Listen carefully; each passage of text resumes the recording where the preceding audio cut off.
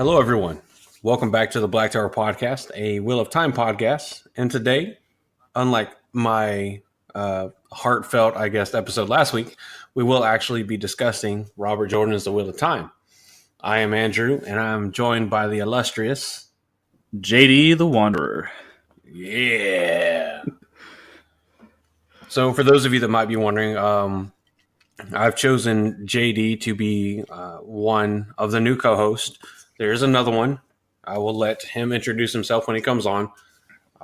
Like I said in last week's podcast, part of the purpose of having three hosts on the site, myself included, the podcast. And so if one of us can't make it, the episode can still be recorded with not just one person talking. And that's basically what is happening right now, to no fault of the other individual. So, but before we talk about what we're going to talk about, JD, you want to hit us with that amazing spoiler warning? This episode includes spoilers from Robert Jordan's The Wheel of Time. If you have not completed your read-through of the series, please stop now for the fear of having it spoiled for you. You have been warned. This is your one and only warning. Yes. All violators will be prostituted.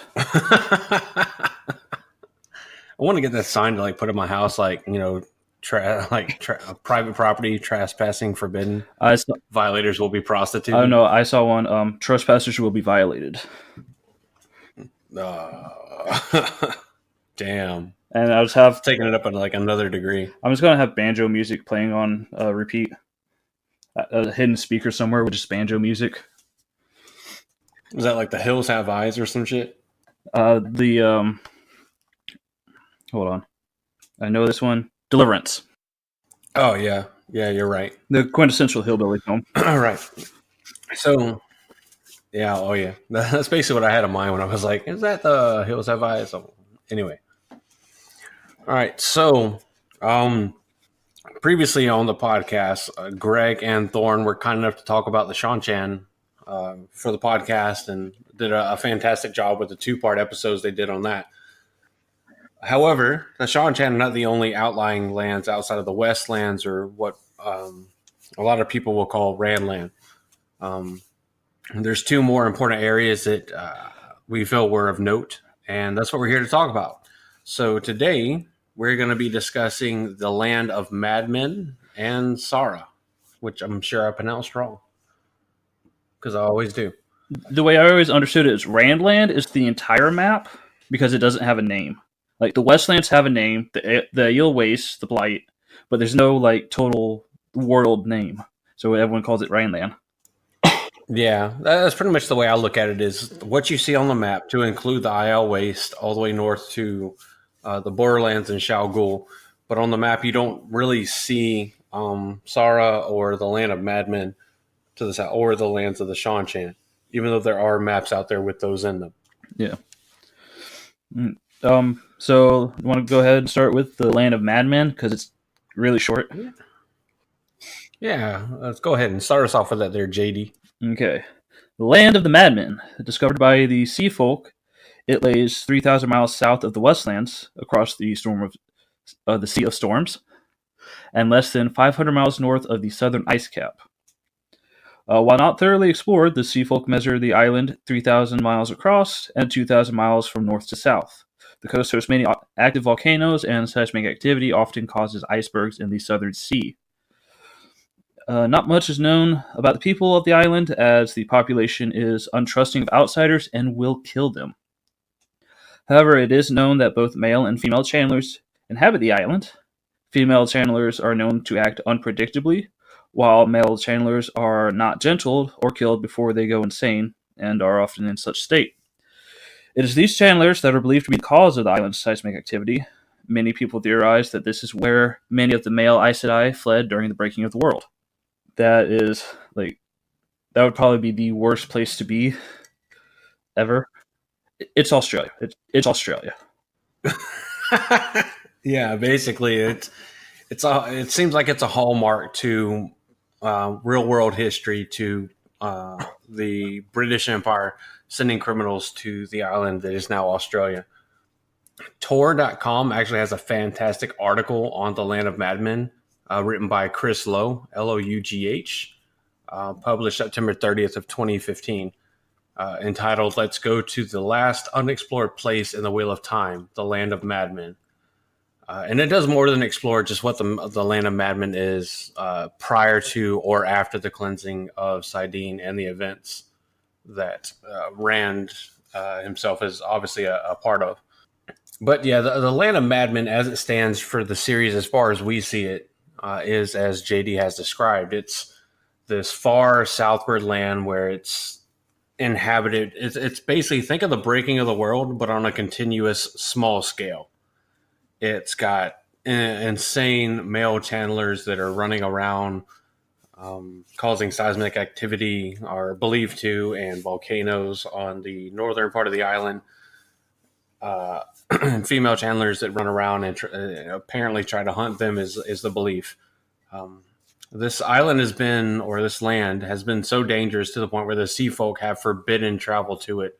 And basically, if you're familiar in the real world, there's certain tribes that have not been contacted by modern man, and they're forbidden to be contacted by modern man because generally they will try to kill anybody that comes in. And that seems like a good inspiration for the Land of Madmen.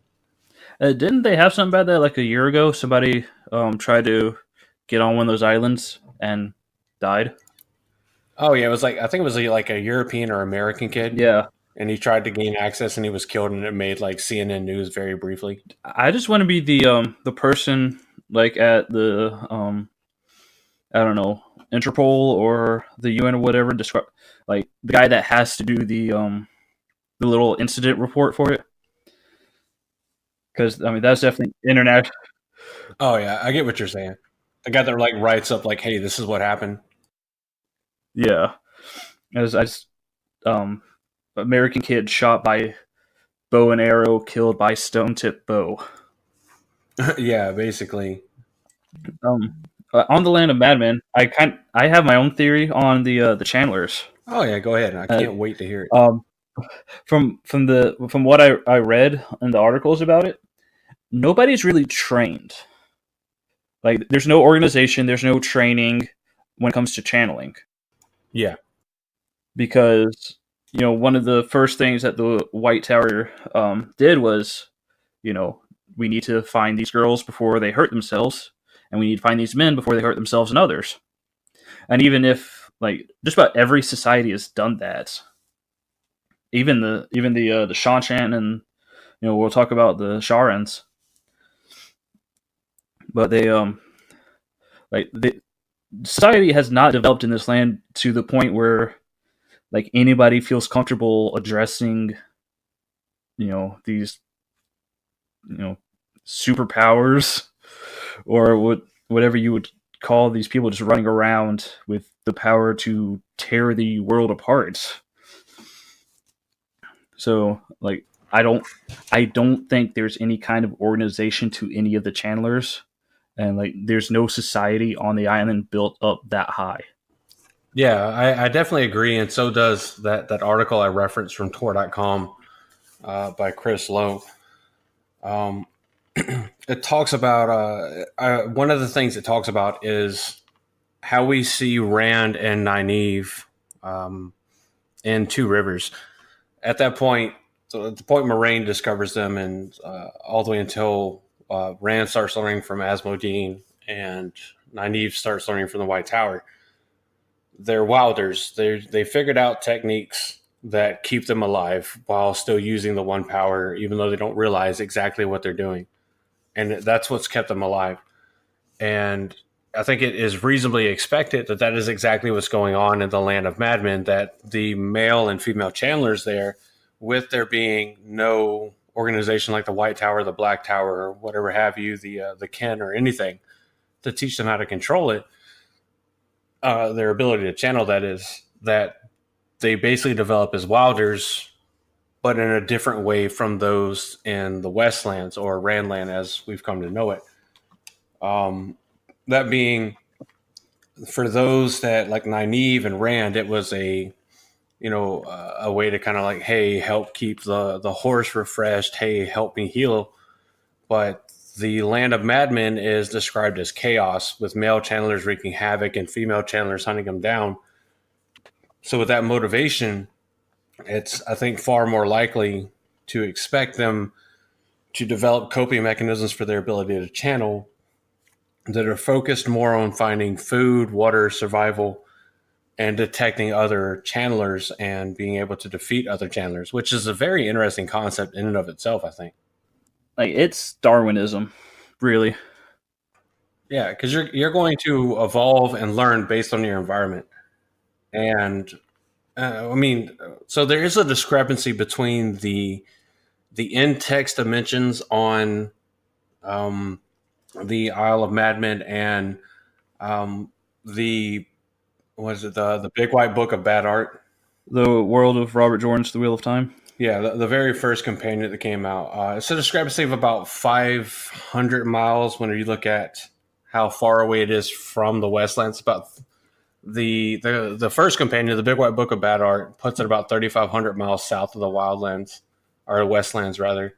It basically makes it, the comparison is that it is west to east as long as the United States, and north to south it is basically from northern Alaska to southern, I mean, to the very top part of Mexico, based on the Big White Book of Bad Art, which puts it a fair bit bigger than as we've learned in the text from the Sea Folk. Yeah, actually, I have the wiki for that on fandom.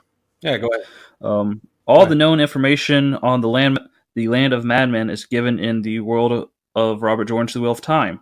Note that the world map disagrees with the measurements given in the text, indicating dimensions more like 4,500 miles from east to west and 2,500 miles from north to south. If the text is accurate, the landmass would bear intriguing size, location, and shape comparisons with Australia. Oh yeah, I think I'm looking at the same one. That's the Phantom.com wiki / Land of Madmen. Yes. Yeah. If you guys are not using the wt.fandom.com wiki, like, you really should. There's a lot of great information in there, a lot of good links as well. I like the I just like the layout of it, the white text on black, like the Oh night yeah, mode. and it looks good. And every time So you scroll to the top, well, not in the individual articles, but on the main site, you get a vision of Rand holding Kalimdor. But it's really good, and just about anything you can look from the series is there. But yeah, it seems like it is a hallmark to what England did with criminals, sending them to Australia in the late 1700s to mid 1800s or so. Um, Now, there is speculation, as this article calls to mind, that the males that were surviving the breaking of the world fled to the Land of Madmen, which is impressive considering how far away it is from the Westlands, which is where the majority of the events of the breaking of the world, as far as we know, are contained.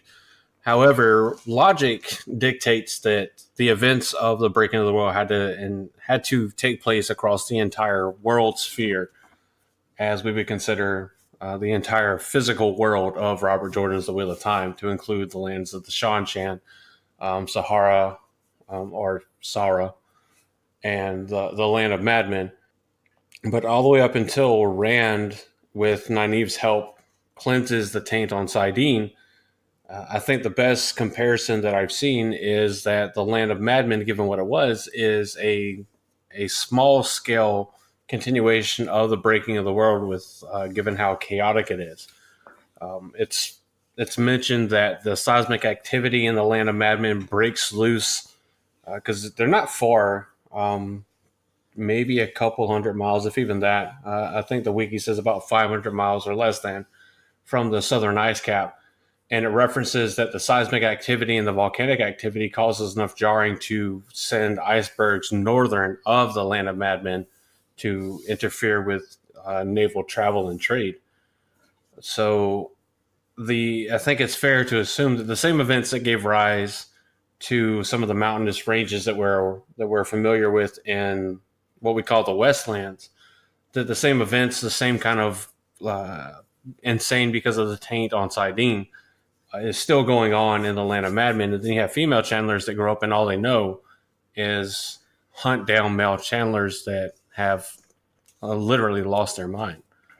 Yeah, and looking at the map that they have, I can see the like the boundary, I guess, where the Land of Madmen would fit if we like push the continents back together. Yeah, I think one of the funniest things, I don't want to say funny, but interesting things about the map that the wiki.fandom.com has on it for this is we're so used to, if you read the entire series, what we consider the Westlands with the Blight and where Rand and Avienda and everybody else you talk about is centered, you think that's the entire world. But when you look at the map that the wiki has, it's literally the smallest landmass concerned. I mean, it's the same size as Shara, but Sara's not really mentioned. But everywhere else is far larger than that. I suppose it does make sense for it being so small if we try to do the math on travel time in the series.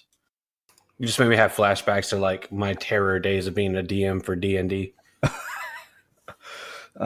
We try to be like super realistic and like measured out with like the flexible like measuring tapes and stuff like that. And it's, yeah, no, I don't want to, but at least the map does have a scale on it. Did you make them use protractors and map markers too?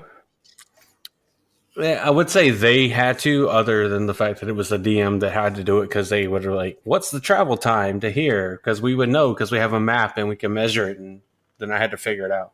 What do you mean? Yeah, it makes sense. I mean, it does seem like a big hallmark back to. I mean, if you look at the map, you could kind of see some kind of semblance of what we see on the map being the far west, being what we know as modern day Eurasia mixed with Africa to an extent. You can see the impression on that as far as the far right, where the Westlands and Shara are being influenced by the United States, and then Australia being the continent that's kind of out of place with that comparison, being under the Westlands.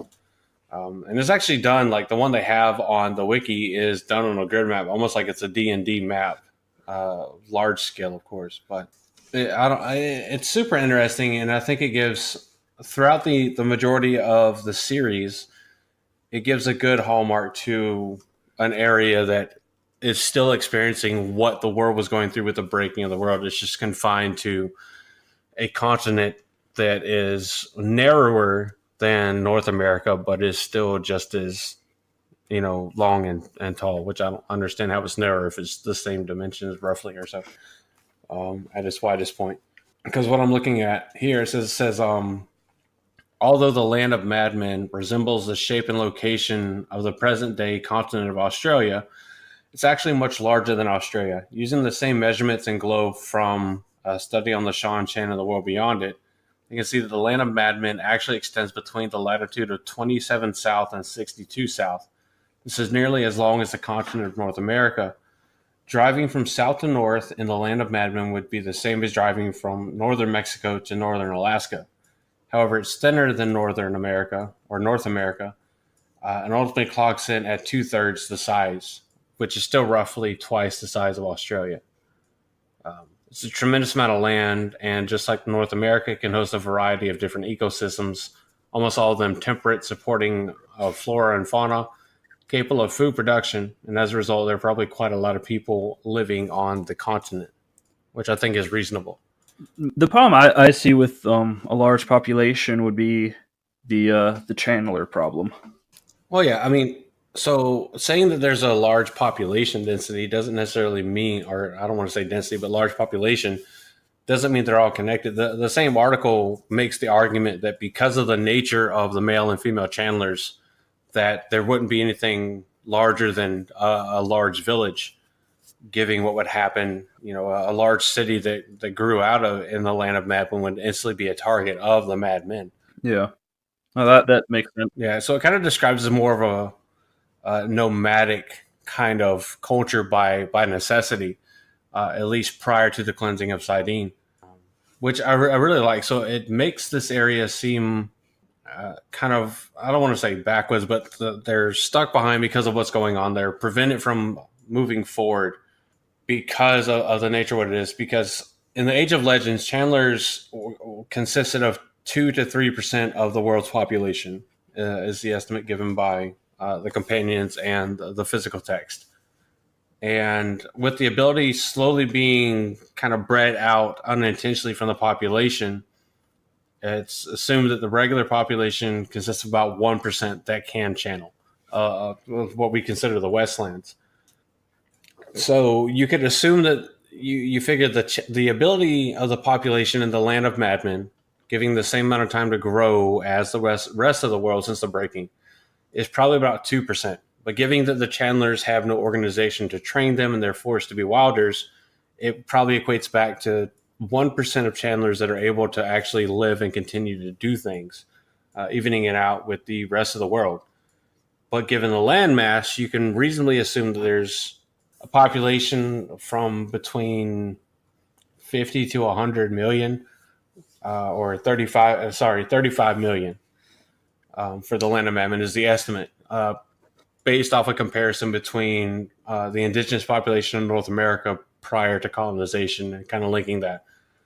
So if you assume a population of 35 million in the Land of Madmen, you can reasonably assume, even at 1% of able living Chandlers, to be 350,000, which would be suspicious and destructive Chandlers, given their like warlike consistency to life. I mean, of course, that takes an assumption on the population based on the landmass, but I think it's fair. I don't know. It's maybe just because I'm still looking at the fandom wiki. I noticed that your article and mine have a irregularity when it comes to the size of the landmass. Yeah, that's what I was getting at earlier. Is there's a discrepancy between the in text, just like talking about in the series description of the Land of Madmen, versus the Big White Book of Bad Art description of the surface area of the Land of Madmen. Okay, yeah, because I'm looking at them and trying to them running around, pretty much being chased, just moving around. I mean, but to be fair, it can be accounted for some discrepancy by the fact that the Sea Folk estimated. Yeah, They had to estimate how large the land was, because they couldn't get close enough without being destroyed by the Mad Chandlers. yeah, So yeah, so I prefer to use the Tor.com article, from them looking at the map standpoint, fair enough. based in comparison, because the Big White Book of Bad Art did make that a quote unquote official map for the Wheel of Time, whether we like it or not. So it changes things a couple. Yeah, It changes things a couple. There's you a sound bit for the next time your boss asks why you aren't doing something. Well, I have this conditions that changes things a couple. So we can reasonably assume that the people of the Land of Madmen are more focused on survival of or the availability of basic needs: food, water, shelter, etc. They want to avoid male Chandlers as much as they can, thanks to their madness caused by the taint, but they want to be able to keep some kind of civilization. So you can figure, small to medium, maybe even a couple large villages that are more nomadic in nature. They don't stay in one place for fear of what happens with the male Chandlers. The scarcity of needs that you would find on this kind of continent, coupled with the taint, would logically lead to a highly destructive extinction burst of male Chandlers, kicked off by general unawareness of the effects of the Dark One's counterstroke, to quote directly from this article on Tor.com. So the men can reasonably be assumed to be insane that are channeling on this continent, which again I think leads even more credibility to the concept of a nomadic lifestyle in the Land of Madmen. I already talked about the estimate of 35 million people living in the Land of Madmen, giving the landmass in comparisons to real world style land masses. The 350,000 Chandlers that by statistics could be on the island. So then you get into the Madmen, where they're going to come into the fourth age, the age after Rand seals the bore again on the Dark One's prison. So although Chandler communities on the continent are fractured and violent, the male Chandlers are going to notice the cleansing of the taint on Sidene. And eventually that's going to have to translate into a change in the way of life. You know, much like in the Westlands, how the male Chandlers had to convince the female Chandlers, the Aes Sedai, that the taint was no longer on Sidene. The same thing's going to have to happen across the entire world, including the Land of Madmen. And it's going to be obviously more difficult in the Land of Madmen, given their more tribal, survivalistic mode of life.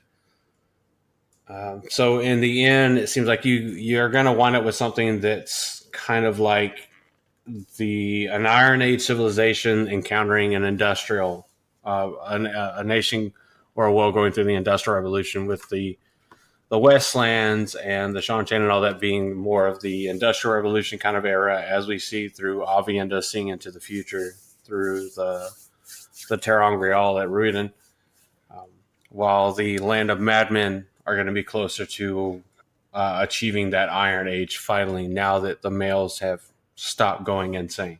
There it pulls another comparison to North America before colonization or during colonization, because you got the Age of Enlightenment just coming off of the Renaissance meets tribal Stone Age technology. Yeah. I mean, well, so the Age of Enlightenment was a shift from religious beliefs as to why everything happened to a emphasis on scientific basis. Yeah. Which ultimately gave rise to the Industrial Revolution, where it was like, hey, we can use coal to create steam to power everything, which we do see in the actual text, where Rand basically encourages the inventors. I can't remember their actual guild name, but they ultimately wound up creating the steam engine. I think it was the college or the university. Yeah, the college that what he founded in Kyrian. That's it. I can't remember where it was, but yeah, it's the college in Kyrian. Because we see whenever Avienda has her experience looking to the future, which is of course the future where the IL are not included in the Dragon's peace treaty, and the first iteration she sees are Shan-Chan with basically what seems to be flintlock pistols and that kind of sort, with using electricity and steam powered cars. And we also see the start of firearms technology with the dragons. Yes, what Matt has the Illuminators built. And if you want to mirror it to modern history, it's generally assumed and widely accepted that handheld firearms technology evolves in tandem with cannon technology. It's not too long after the discovery of gunpowder that can go into these cannons that will really. It's not too much longer that the handheld version will come about. But I think ultimately the thing to take away about the Land of Madmen is, prior to the changes that Rand as the Dragon Reborn brings about, think of the breaking of the world, but on a small scale.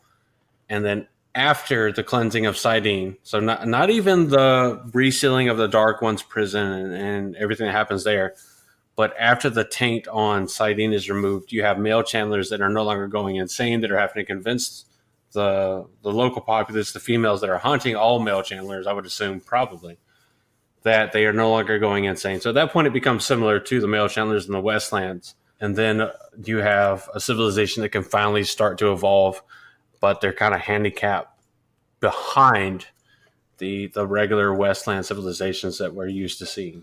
Does that sound reasonable to you? Yeah, definitely.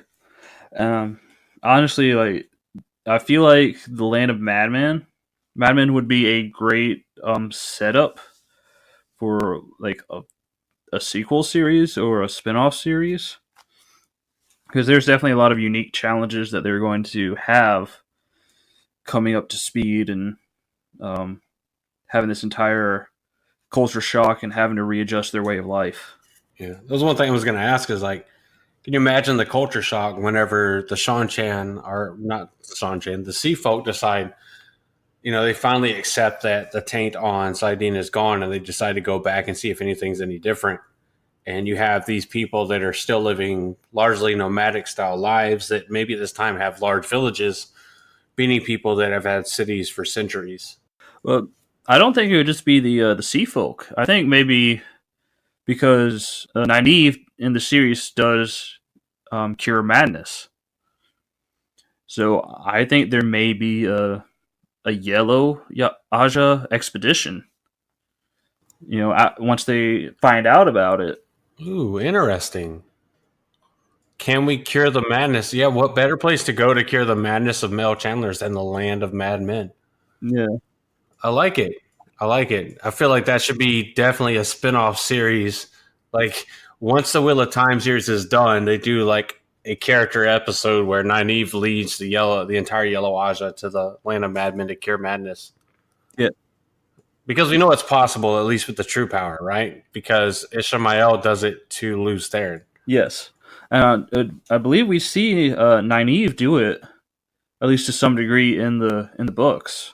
I can't remember it at the exact moment, honestly. I mean, definitely God Ran could, Yes. or Super Zen Ran, Super Saiyan Blue Ran Yes. for you Dragon Ball Z fans. So honestly, I think we should if there are any fan fiction writers listening, here's something for you to work off of. Oh yes, The Super Saiyan Blue Rand. I would lose my absolute shit. I wasn't thinking that part, but yeah, let's go for it. Fan art, let's do this. Oh, what were you thinking? A Towers United expedition to the Land of Madmen. Oh yeah, that would be dope. There's so much potential because, as we know, Alvienda relaying what she sees from the Terran Girl and Ruiden changes fundamentally what actually could potentially happen in the future. Because Rand, upon hearing what Alvienda has to say, decides to include the IL in the Dragon's Peace. And not just that, even in her vision, there was time between the Dragon's Peace and the Shanshan reinvading, because they talk about the new Empress, meaning probably the daughter of Fortuana and Matt. So we still have, at most their natural lifespan. Yeah. That's another good episode to have because I meant to talk to you about this before we started recording, but I was actually reading another article from Tor.com that was looking into how far in the future Avienda saw. And that deserves its own episode after this, honestly, and I'd be more than happy to talk about it later. The only thing I can say right now in regards to that is that Avienda, I do agree with the fact that Avienda disclosing to Rand that not including the IL and the Dragon's Peace would have detrimental effects on not only their lineage but the rest of the world's lineage. Definitely would change things, but I think that's best saved for another episode. Yes, definitely, because that's worth an episode in its own to analyze what Avienda saw and the change in effects for her talking to Rand about it. Jesus, we are at 45 minutes of recording. 5 minutes cut out, so 40 minutes of recording. We've only talked about the Land of Madmen. I did not expect it. I did not expect the Land of Madmen to take 40 minutes. Honestly, we're going to have at least 7 minutes cut out. Oh yeah, at least because it was 6 minutes or so before we even started the episode. Well, given that, do you want to introduce us to Shara? Certainly. Shara, the land east of the Aiel Waste. It is, according to the fandom, it is larger than both the Westlands and the Aiel Waste, measuring 2,000 miles by 4,500 miles. Its borders to the east are the Cliffs of Dawn and the Great Rift. The west is the Cliffs of Dawn and the Great Rift. The southwest and south is the Sea of Storms. To the east, the Morinal Ocean and the Blight and Mountains of Doom to the north. Reportedly, Shara was one united nation during the Trolloc Wars, during which they were invaded, though many people claim that it never happened. Many Sharans also claim that there's never been civil turmoil in Shara's history. Osher Harkwing sent 30,000 troops led by his daughter to conquer Shara, And according to the sea folk, all 2,000 ships and crew were lost, which is brutal. Shara is an absolute monarchy ruled by the male Shabbatay and a female Shaban. Every 7 years, the reigning ruler dies and their consort ascends to the throne and chooses a new consort. Channelers in Shara are called the Ayad. The Ayad are kept segregated from the rest of the population in high-walled villages and can only leave with permission from the ruler. Male Ayad are basically breeding stock, and they are taught just enough to take care of their daily needs, and then sent to another village to breed until they turn 21 or start channeling, at which point they are taken away and killed. Female Ayad are more similar to the Aes Sedai, controlling the Sharn government from behind the curtain, behind the scenes. They are responsible for making sure that there's a smooth transition every 7 years, meaning they kill the ruler. And during the time of the books, Galbraith leads the female Ayad. Little is known about the interior of Shara, as trade is limited to 5 port cities along the Sea of Storms and 6 trading towns on the Cliffs of Dawn, all of which are high-walled and no one is allowed on the other side. What is known about the Sharn people is they are darker in complexion and have a notable disdain for outsiders. They are also untrustworthy traders. They trade in silk and ivory, mainly with the sea folk, peddlers, and the traveling people.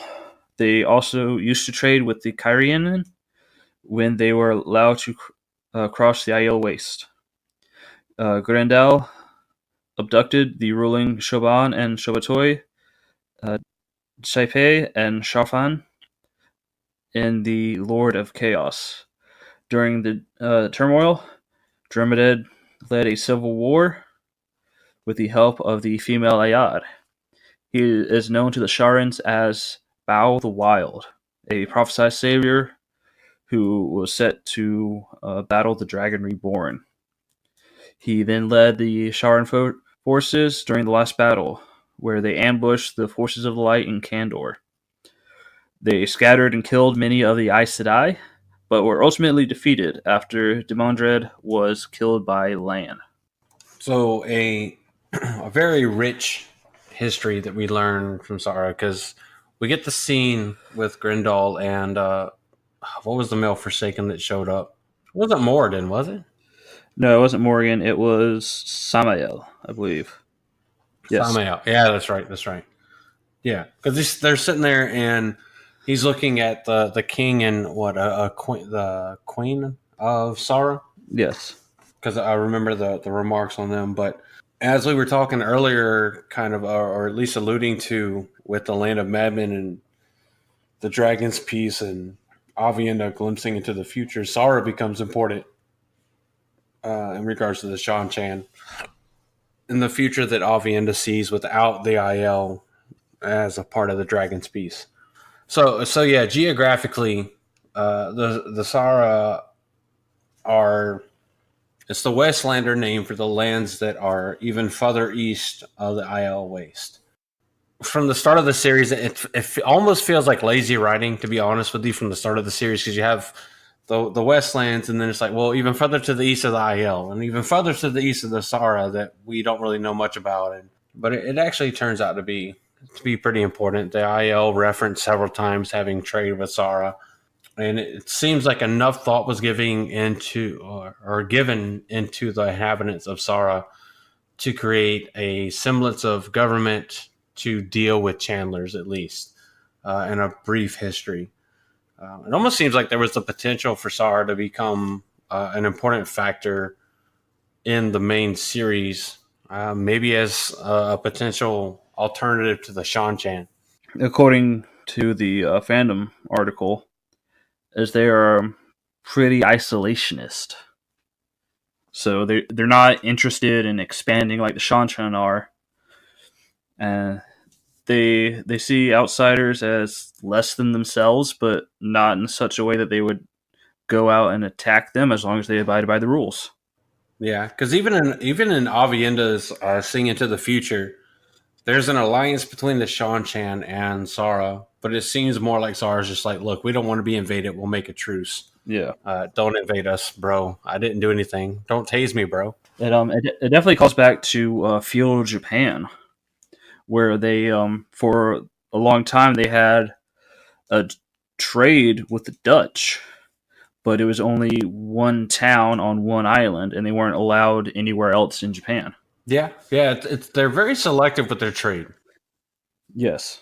They're kind of like the Land of Madmen. They're very distrustful of outsiders, being to the fact where they will only really deal with IL, as far as we see in the series, and the sea folk. As you were talking about, like being like a specified city, the sea folk can only land at specified ports, and the IL can only trade in specified walled cities, and anyone else is just simply not heard from again, which you can reasonably assume means that they say if you want to trade, IL you go here, sea folk you go here, anyone else you can piss off, and if you show up you're going to die, and people show up and they die. Yes. Very, very isolationist. There's the possibility that there was a Sauron encountered in Knife of Dreams, chapter 21. Yeah. Where he's described as very dark with a peculiar coat without collar or lapels. That was once white, but now stained, and he had a musical accent. And then, of course, those kidnapped rulers that Grendel has are described as dark skin with curly hair, both slender and of great beauty. Yeah. I also get the impression from what the Aiels say about the Sharans that they don't like dealing with them. Oh, yeah, that is definitely, yeah, they definitely don't like dealing with them at all. They also get that they are renowned liars, so trade with them is risky. And according to Nablis's video on it, Yes, shout out to Nablus for his video on Sara. Go check it out if you have not already. And I hope you're listening. I hope you're listening, Nablus, because we love you. that's We love you a long time. you can love him a long time. But that's actually where I got most of my notes for this before getting on the wiki.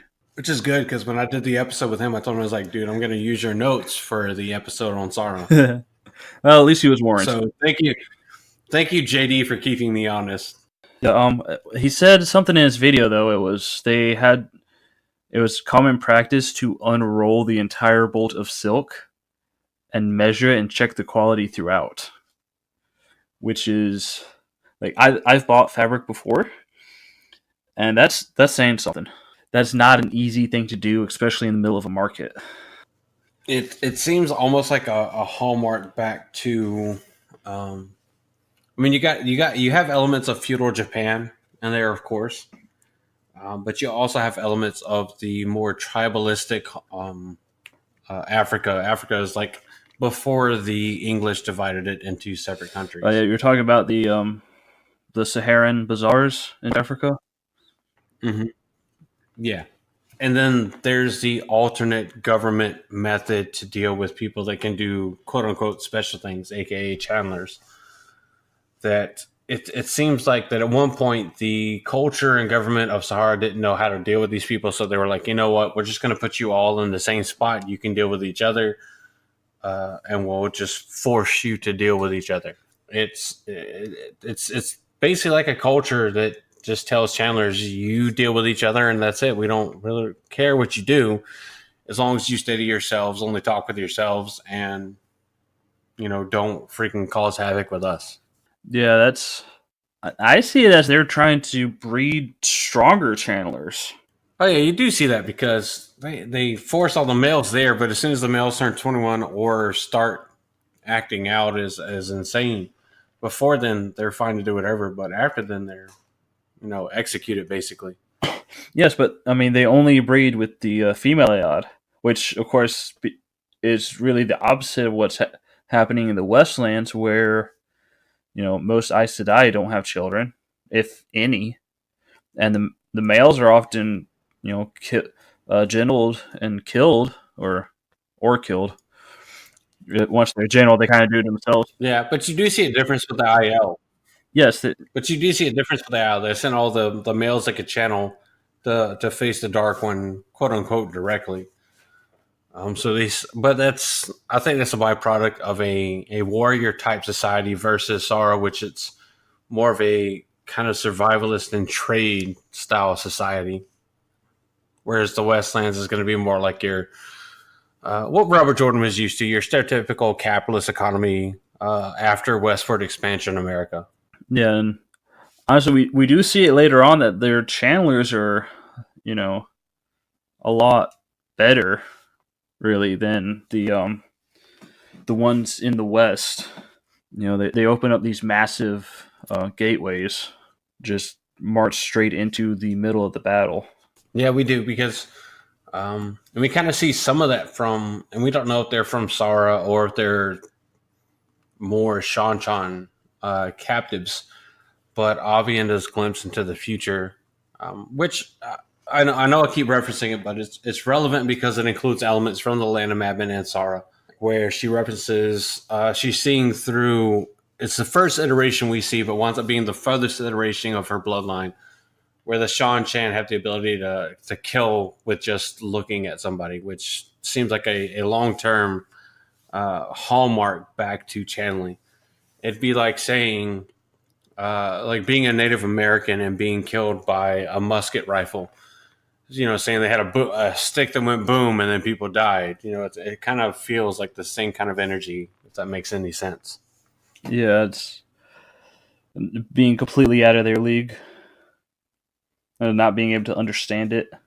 Yeah, basically, because I mean, through of course, as Avienda's visions get closer, because they go from as far down as she can see, all the way to the generation right after her children, and even to include some of what her children do. She sees that channeling kind of dies out, education dies out, the culture dies out, and that sort of thing. So they're left to explain things by, to be fair, pure ignorance, honestly. And that we do find out through that Avienda look into the future that Sara and the Shan Chan do accept a truce. They do make an allegiance between them themselves, and it ultimately leads to the fall of the White Tower, which ultimately is considered kind of the fall of the Westlands, what we know as Randland, and the world is plunged into chaos underneath the Shan Chan. Because the Shan Chan, even at the end of the series, are still considered to be chaotic after the proposed demise of Tuan and Matt, which is assumingly avoided by the Dragon's Peace that includes the IL. Still, the Sara have a very interesting culture with the way they deal with channelers. It's in the Westlands. If you're a male that can channel, you are gentle. They remove your ability to channel, but you're still alive. The Shan Chan just kind of destroy you. The IL send you off to, defeat the Dark One if you can by yourself. And Sara, instead, if you're under 21, they send you where all the female channelers are. They tell you to have kids and then basically either die or go kill yourself or be killed. So it's interesting how the Sara Empire or landmass considers that there is a need for channelers, even though they don't accept them into regular society. They acknowledge a need for channelers, and they try not to cull out the ability to channel because they force breeding, between the males and females. Whereas the Westlands do the opposite. They basically call out all the males that can channel, and the Shan Chan just throw everybody in a super fancy, super magical dog leash and say, "Do what I tell you." Yeah, you know, I feel like that goes into like this long cultural dive with a lot of corollaries with modern day cultures and historical cultures, because the whole subjugation as a form of power, even power to the armies, is a very Roman thing, and it's also kind of British if we think about the Gurkhas, where they were conscripted to the British Army from a land that the British Empire invaded. Hmm. Yeah, I mean, I see what you're getting at there. Yeah, I'd agree. But a mention of the Sharan would be amiss without talking about, and I know you mentioned her name with the Mondred, but the Shindala, one of the leaders of the Ayed, which the Mondred considers her devious, capable, and powerful, and even feels affection for her, something that surprises him because any male is surprised to figure out they feel anything for any female, as we find out through the series. Yeah, that I can just imagine she has to be like a tour de force on like you know even keep up with one of the Forsaken. It's an interesting time. Yeah, I mean, because she fights alongside the side of quote unquote evil. She's not a dark friend, but she does fight alongside the Forsaken and Shadow Spawn, believing that they could save her people if they won. And she also truly did love Demondred. But Demondred was killed by Lan, and Shindla announces his death to her people. So she's like, he can save us all, and he's dead. Sorry, guys. The lead up to that though, because she was right there on the plateau with him when Gawain and Galad both fought him. She sees this. They sent their champion. He died. We're winning. This is great. They sent another champion. He still couldn't do it. Oh, yeah. And then Lan is like a man possessed.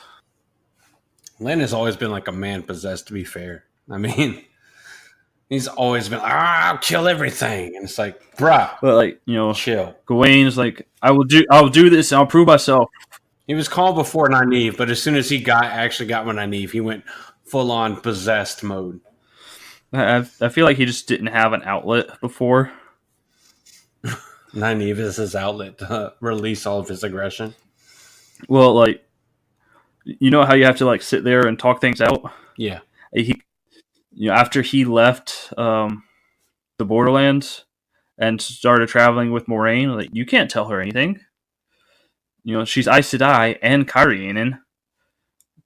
She plots in her sleep. That's a fair point. She is never wrong. She always knows exactly the right thing, and you cannot tell her otherwise. Yeah, and like, there's no telling what she's got going on in her head because she doesn't. She's Cairhienin. She grew up, Cairhienin royalty. You can't tell anybody anything. Everybody's out to get you. What's in her head? Plans and plots, and what to do to Tom after the Tower of Genji. Yeah. I'm gonna rock those old mustaches, if you know what I mean. How you doing, boy? Oh, she is like, what's the reverse of a cougar? I would say gold digger, but like, no, kitten. Kitten. Yes, that makes logical sense. Don't ask me how I know that. I'm kind of worried that you answered so fast. What is the opposite of a cougar? It's a kitten. Don't ask. It's a kitten. Don't ask. Like, I'm sorry. What? I swear. It's like asking, what would happen if you stab somebody with a icicle. I'll give you that. That's fair enough. Well, to some people, it's the obvious answer. What's the opposite of a cougar? Kitten. Yeah, you survived this round, JD. You survived. Nice recovery. I swear I'm not crazy. I'm just a writer. A 10 out of 10 on that recovery there, sir. I would buy the book. Well, see, that doesn't really hold up because she is Aes Sedai. And really, she is much closer to his age than she appears to be. True. We've talked about Shara, and we've talked about the Land of Madmen. I feel like without going into other episodes about other individual characters and more specifics, that as far as like a kind of geographical slash cultural slash kind of militaristic view of the different lands. We talked about as much as we can. Is there anything you can think of that we're missing there, JD? Um, actually, I just did a quick search on Tor.com about Shara, see if they had anything, and it pulled up an article on why the Shanshan invaded from uh, the west instead of from the east. No. Go ahead and share it. Feel free. Okay, well, the TLDR on it is the wheel weaves as the wheel wills, but they offered. That is such a scapegoat. Like, It really in case is. you don't want to listen or read enough, the will weaves is the will wills. Like, things happen just because they're supposed to, and you can't control it. Yeah, that's the bottom line they get to at the very end of it. Is it's just the wheel weaves, dude. The possibilities that they could have come across if they had tried going eastward or westward is they encountered the reclusive united country that is combative against foreigners, resulting in the loss of the Shanshan exploratory fleet, or at the very least a very persuasive argument against spending money and resources attempting a second voyage to Shara, which honestly sounds very likely. They just come across the ocean and do their "we're not hurt you if you just bend the knee," and they get a resounding "fuck no" from what's essentially a private army. They have an army of Chandlers, equal, maybe stronger than what they brought, what the Shanshan brought with them. And the second possibility, If we assume the population numerics, we can assume 350,000 potential suspicious channelers yeah, in the Land of Madmen. So, well, yeah. So apart from everybody else's policy of not breeding the Chandlers, the Ayad are specifically bred and made to propagate, which means they probably have a higher density in the population than the other countries. yeah, that's very true. So you have, and the how many did the at Tomon Head? How many of the Domani do they have? A couple dozen, if that. Yeah. I mean, to be fair, like it makes no sense for the IAD. It's like we don't trust you. You got to live in your own city, but we want you to make more of yourself. It's kind of like why? Well, the female Ayad are responsible for killing the ruler every 7 years. So they might see it as a we're keeping you separate because you are special, and maybe put on a pedestal somewhat. I believe it's Yeah, but they either think so highly of their ruler that it takes an insane number of female channelers to kill the ruler, or they think so little of the females that can channel that they think it takes a ton of them to do it. Like I'm getting at the pure logistics. So they seclude them to their own city, basically their own cities, and they quintessentially force them to mate by the only males being there being males that can channel and forbidding any others. But they say you got to kill our leader every 7 years. Like maybe you're seeing something I'm not. well. So think of the Oracle of Delphi mixed with the Aztec high priests. So the all-seeing but requires a sacrifice kind of thing. Yes, so it's a like a ritual thing. They're kept aside because the priests were set aside, the oracles, the Vestal Virgins were set aside, considered holier, because they don't seem to have a problem with channeling, just the dragon. So they were set aside for this specific purpose, but as a part of their um, divine mandate or whatever that their monarch has, their divine right to rule, the leader of the female Ayad would kill them every 7 years to appease the light or whatever story they sold the public. Yeah, I could see that. I could see that. At this point, it's going into headcanons because we really don't know. But It's like making assumptions, or I don't want to say assumptions, but theories are always fun. I mean, look at how many people made theories about Avengers Endgame, and how many people are happy because their theory was right or wrong. I'm very happy that the theory about Ant-Man going into Thanos did not happen. But they did. They were kind enough to include a bunch of like references to like social media culture, Yeah, like the one where War Machine mentioned killing baby Thanos, and then of course the fantastic America's ass comment. that was That is America's ass. Like, goddamn right it is, sir. You got them cakes? the my favorite on that one is definitely Thor, just becoming the dude. Oh yeah, the freaking Lebowski Thor. Yes. Oh yeah, it's so good. Such a good movie. Right. Oh, Anyway, let's finally get to the second possibility that on why Shan Chan did not invade Shara. go ahead. Go ahead. So the longship technology came with Luther Hawkwing's fleet.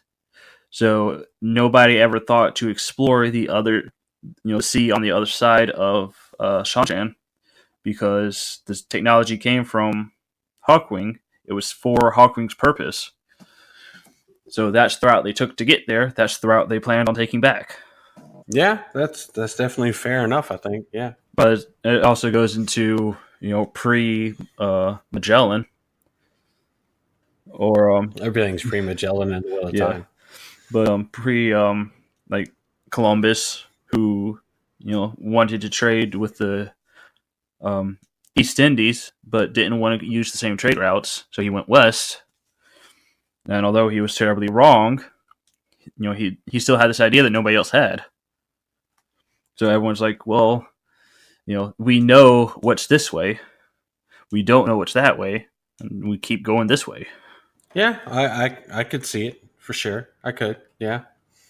Because we know for sure that it was Hawkwing's siblings, or not siblings, children, that gave rise to the Shanchan, and that they failed in Sara. So, Well, I mean, they were a pretty one-track mind, so it could very well be that they just take over everything, but do not use. If they can channel, they're the devil. Yeah, it's like freaking what was his name? The Water Boy's mom.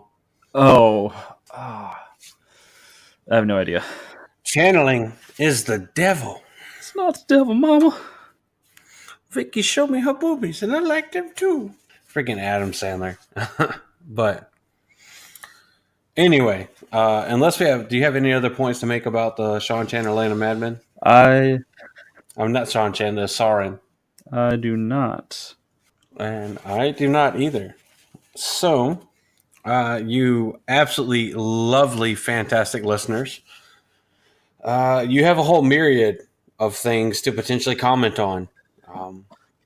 You still have from last week my return to the podcast to comment on, for better for worse. I've seen a lot of support Yes. from a couple of you fantastic people in the Discord, on Twitter, and I cannot thank you enough. I definitely appreciate all the comments of support, even though that was not the purpose of last week's episode. It's definitely good to have you back. It's good to be back. To be honest with you, I was really nervous about coming back. I didn't know how I would feel coming back, how everything would feel to me coming back. I was really worried about announcing me coming back because of the events that led up to me having to take a leave of absence for a while. But yeah, I think there's been as of this point, there's been 3 tweets, because we are recording on the 18th. There's been 3 or 4 tweets that have said "Hey, I'm here with you. I'm so happy to have you back." There's been a couple people that have talked on the Discord that said "Hey, I get it. I appreciate it." Which is not what last week's episode was meant for. Last week's episode being on the 17th of March, May rather, whatever this month is, May.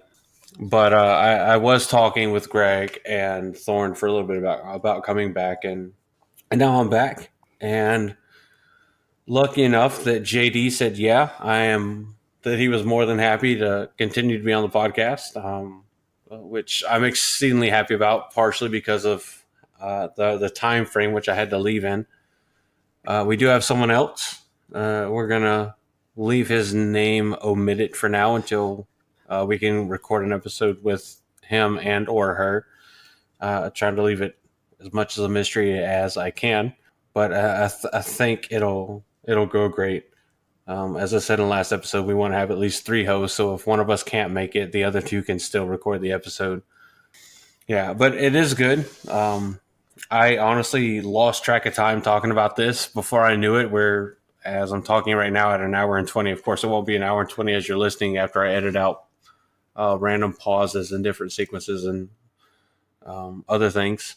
Of course, there's about 5. Go ahead. Oh, I was going to say, it's definitely a lot better than the last one I did with you. That ended up being, almost 3 hours of raw material. Oh, yeah. And somehow I edited it down to like an hour and a half. I don't know how I did that still. Magic. But me abandoning Voice Meter Banana. Did you listen to the episode that released this past Friday? Yes. Yeah. What did you think about the audio quality? Was it like a lot better than the one we recorded for me? Definitely. It's crazy how just like not using an extra program to control the audio changes things. Like I noticed, I listened to it back on YouTube and I could hear like my hands rubbing together and stuff like that. And I was just like, it's so much more sensitive. But it sounded a lot more, even Aaron agreed that it sounded more natural, more realistic. So I'm not using Voice Meter Banana anymore. That also means there's no gateway on whatever noises you hear. So I'm sorry, but not sorry. And also, I didn't just like freshly wake up when we started recording this, so you don't get the super deep voiced Andrew that you got for last week. It was like post nap Andrew. I'm like, oh yeah, how you doing? I have that ASMR voice. Yes. It kind of sounds like the depression. The announcer for Monster Trucks. Up next, Sunday. This coming Sunday. Grave robber, or grave digger, decides to take on the ultimate jump. We'll give you the whole seat, but you'll only need the edge. Edge. It's like they don't even do like an actual echo effect. They just use like some cheap guy in the background. It's like edge. It's so dumb. So, for you lovelies that want to contact the Black Tower Podcast, I first most encourage our hosting website, which is blacktowerpod.podbean.com. That does include links to our Twitter, our YouTube, our Facebook, which I don't have access to anymore because I deleted my Facebook. Hashtag changes because I need to keep my mental sanity. But it does have our Discord and our Patreon as well. And don't worry, we can always make sure that Facebook or something is managed to take care. Something I noticed the other day, looking at our hosting site. Our initial introduction episode is at 905 downloads, with the next one being the Sexism in the Wheel of Time, episode 1, being at 802, which is absolutely insane. When I stepped away from the podcast, I think we were at like maybe 5,000 or 6,000 downloads, and I came back to 11,800 and something, and now we're at 12,426 downloads off of 39 episodes. And of course, that is off of the 18th of May. So I'm ecstatic about that. It's absolutely fantastic. I cannot believe that so many people want to listen to anybody talk, honestly. But especially with everything that's been going on with me disappearing for a month.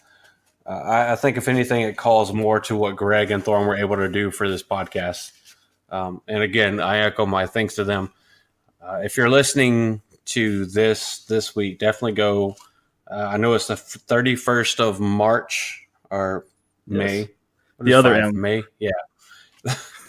Oh, I'll figure life out eventually. I've sought help, but I still can't figure out dates.